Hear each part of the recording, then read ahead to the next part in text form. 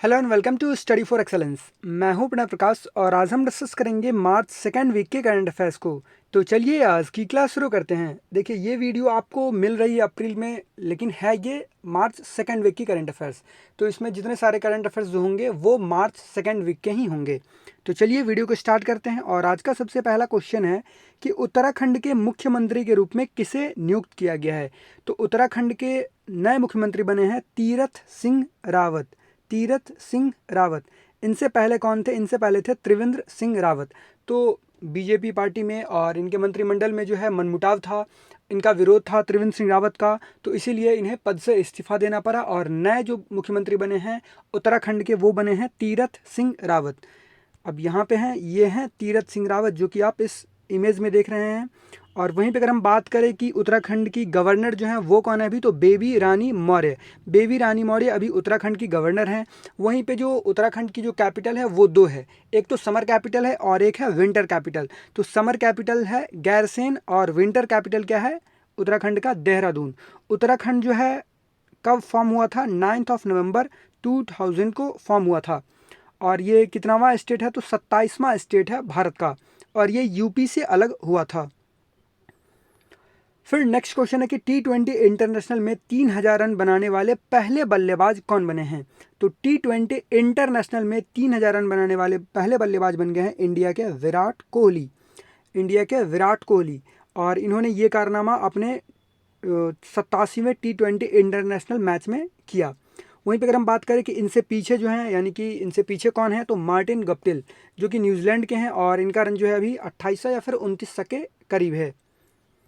तीसरे रैंक पे हैं रोहित शर्मा रन बनाने में T20 इंटरनेशनल मैच में। फिर नेक्स्ट क्वेश्चन है कि वर्ल्ड कंज्यूमर्स राइट्स डे यानी कि विश्व उपभोक्ता अधिकार दिवस ये कब मनाया जाता है। तो वर्ल्ड कंज्यूमर राइट्स डे ये जो है किसकी देन है? तो यूएसए के प्रेसिडेंट जॉन एफ कैनेडी की देन है। उन्हीं का विचार था कि एक कंज्यूमर के लिए जो है एक दिवस मनाया जाए, उनके राइट्स क्या क्या हैं उसके लिए एक दिवस मनाया जाए और उसके बारे में जो है लोगों को जागरूकता फैलाई जाए। लेकिन ये दिवस जो है ये 1986 से मनाया जा रहा है। तो वर्ल्ड कंज्यूमर राइट्स डे, इसमें ये क्वेश्चन पूछा गया कि ये किस दिन मनाया जाता है। तो ये हर एक साल 15 मार्च को मनाया जाता है। ये आप ध्यान में रखिएगा कि आपके क्या क्या अधिकार हैं। अगर आप जैसे कि आप मान लीजिए एग्जांपल के तौर पर कि आप ऑनलाइन अगर परचेज़ कर रहे हैं, तो ऑनलाइन परचेज़ में अगर आपको कोई जो सामान आपने बुक किया था वो सामान आपका नहीं आया, तो फिर आपके उसके बाद क्या अधिकार होते हैं या फिर कितने ज़्यादा अधिकार जो हैं आपके हो सकते हैं। तो कंज्यूमर्स का जो राइट्स है वो ज़्यादा से ज़्यादा हो। कंज्यूमर जो है ऐसा नहीं है कि जो सेलर है वो ही कंज्यूमर पर हावी हो जाए। तो इसीलिए एक मनाया जाता है एक दिवस वर्ल्ड कंज्यूमर राइट्स डे हर एक साल 15 मार्च को। फिर नेक्स्ट क्वेश्चन है कि वर्ष 2021 के लिए संयुक्त राष्ट्र के बाहरी लेखा परीक्षकों यानी कि external auditors of United Nations 2021 के अध्यक्ष के रूप में किसे नियुक्त किया गया है। तो इनका नाम है controller and auditor general of India है ये। तो आप समझ गए होंगे, इनका नाम है गिरीश चंद्र मुर्मू। जीसी मुर्मू जो हैं ये 2021 के लिए यूनाइटेड नेशंस के एक्सटर्नल ऑडिटर्स के चेयरमैन होंगे। तो ये आप ध्यान में रखिएगा। और ये जीसी मुर्मू जो हैं ये 14th controller and auditor general of India हैं। इनसे पहले कौन थे? इनसे पहले थे राजीव महर्षि। फिर नेक्स्ट क्वेश्चन है कि 2020 में अफ्रीकी नेतृत्व में इब्राहिम पुरस्कार किस देश के राष्ट्रपति मोहम्मदो इस्सौफ को दिया गया है। तो मोहम्मदो इस्सौफू को ये जो अवार्ड दिया गया है ये अफ्रीकन लीडरशिप में सबसे बड़ा अवार्ड माना जाता है। जो पूरा अफ्रीकन कंटिनेंट है उसमें सबसे बड़ा अवार्ड ये मनाया था। और ये किस देश के राष्ट्रपति मोहम्मदो इस्सौफ को दिया गया है। तो जब मैं ये वीडियो रिकॉर्ड कर रहा हूँ तब ये राष्ट्रपति के पद से इस्तीफा दे चुके हैं और इन्होंने 7 अप्रैल को ही अपना रिज़ाइन जो है वो दिया प्रेसिडेंट के पद से। बट ये जब अवार्ड इन्हें दिया गया था तो ये उस समय उस देश के उस कंट्री के प्रेसिडेंट थे ही। तो ये कंट्री थी नाइजर। नाइजर। चलिए आज का सबसे पहला क्वेश्चन ये है कि नाइजर जो है इसकी कैपिटल क्या है। आप मुझे कमेंट बॉक्स में कमेंट करके बताइए। बहुत ही आसान सा क्वेश्चन है। और यहाँ पे आप देख सकते हैं नाइजर के प्रेसिडेंट जो उस समय के थे मोहम्मदो इस्सौफू। इन्होंने जीता है 2020 का Ibrahim prize for achievement in African leadership और ये छठे रेसिपिएंट हैं इस अवार्ड को पाने वाले। फिर नेक्स्ट क्वेश्चन है कि international federation of film archives पुरस्कार 2021 से सम्मानित होने वाले पहले भारतीय कौन बने? तो इनका नाम है, ये लीजेंड हैं, अमिताभ बच्चन। बॉलीवुड के लीजेंड अमिताभ बच्चन को ये अवार्ड दिया गया और इस अवार्ड से सम्मानित होने वाले ये पहले भारतीय हैं। फिर नेक्स्ट क्वेश्चन है कि रूस और किस देश ने एक चंद्र अंतरिक्ष स्टेशन बनाने की योजना की घोषणा की है? चंद्रमा पर एक अंतरिक्ष स्टेशन बनाने की योजना की किस देश ने घोषणा की है? रशिया और किस देश ने?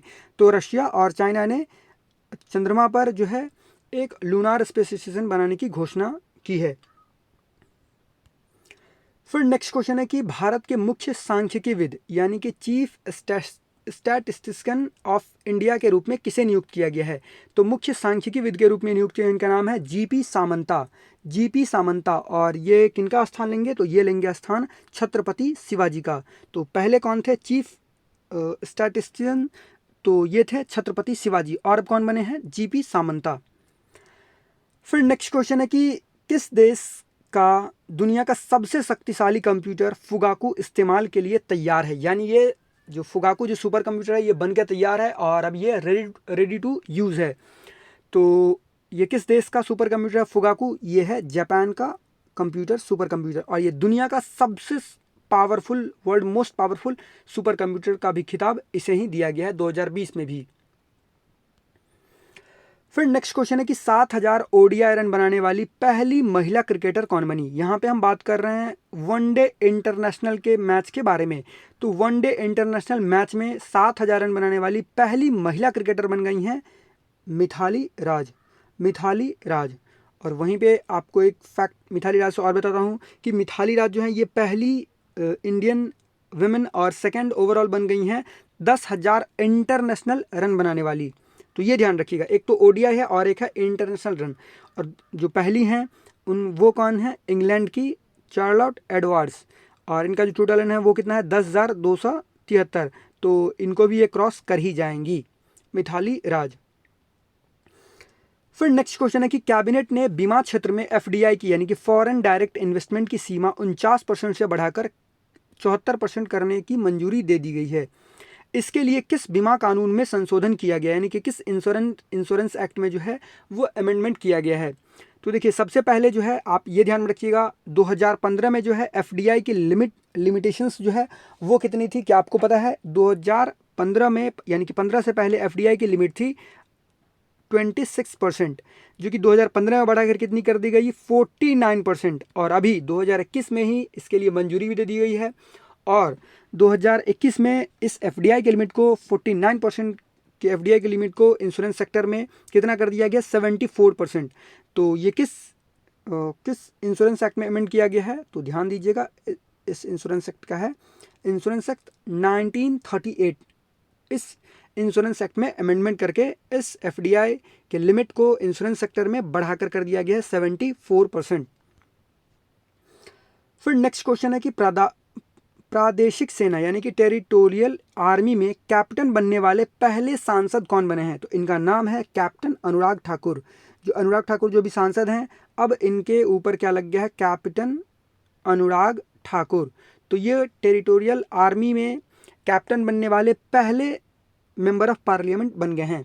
और ये किस कॉन्स्टिट्यूंसी से एमपीवी मेंबर ऑफ पार्लियामेंट हैं? तो ये है हमीरपुर हिमाचल प्रदेश कॉन्स्टिट्यूंसी से।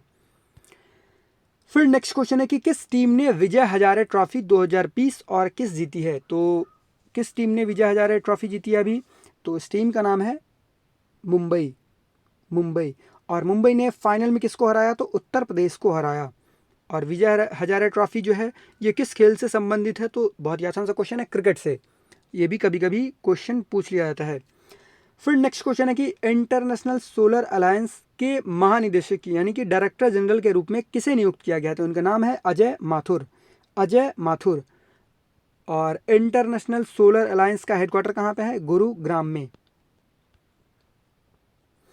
फिर नेक्स्ट क्वेश्चन है कि कौन सा देश भारत का दूसरा सबसे बड़ा तेल आपूर्तिकर्ता बन गया है? यानी कि जो सबसे ज़्यादा जो तेल इंपोर्ट करते हैं वो किस देश से करते हैं? तो अगर हम ये पूछ लिया जाए कि सबसे ज़्यादा तेल हम अभी भी इंपोर्ट जो करते हैं वो इराक से करते हैं।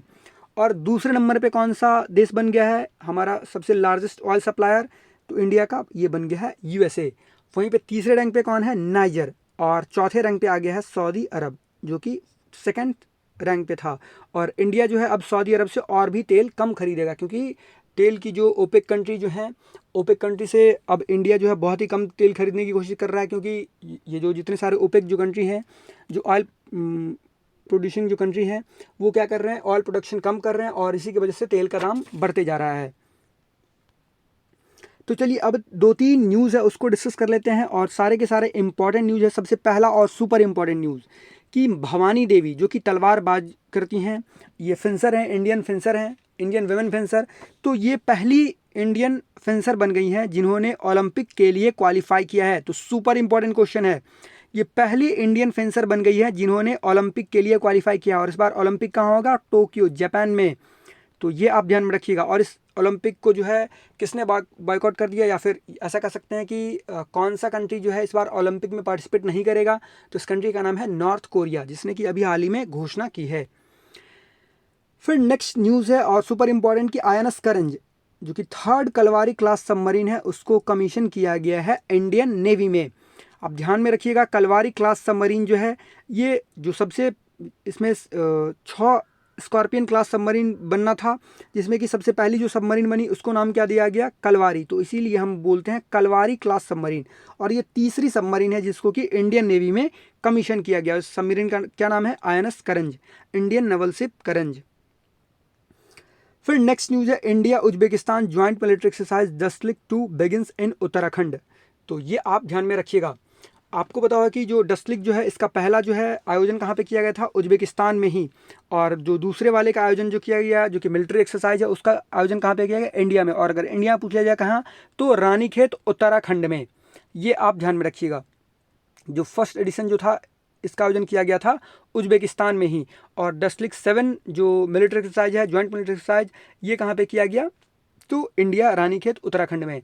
बहुत बार क्वेश्चन पूछा जाता है कि ये एक्सरसाइज जो है, ये इंडिया और किस देश के बीच आयोजित की जाने वाली मिलिट्री एक्सरसाइज है। फिर लास्ट न्यूज़ है, Google Doodle honours India's satellite man Udupi Ramachandra Rao. तो बस मैंने आपको ये बताने के लिए ये न्यूज़ रखा है कि जैसे कि मिसाइल मैन ऑफ इंडिया किसे कहा जाता है, उसी तरह से जो सैटेलाइट मैन ऑफ इंडिया जो है, जैसे कि मिसाइल मैन ऑफ इंडिया किसे कहा जाता है, भारत के पूर्व राष्ट्रपति APJ अब्दुल कलाम को। उसी तरह से सैटेलाइट मैन ऑफ इंडिया कौन कहे जाते हैं, तो उडुपी रामचंद्र राव। तो इन्हीं को श्रद्धांजलि देने के लिए, इन्हीं को सम्मानित करने के लिए गूगल ने डूडल बनाया इस तरह से। तो ये आप देख सकते हैं। So this is the end of our video. I hope आपको ये वीडियो अच्छा लगा हो, और अगर आपको ये वीडियो अच्छा लगा हो तो प्लीज़ वीडियो को लाइक कीजिएगा, इस वीडियो को शेयर कीजिएगा, और हमारे चैनल स्टडी फॉर एक्सेलेंस को सब्सक्राइब कीजिए, जिससे आपको आने वाली वीडियो मिलती रहे। Thanks for watching.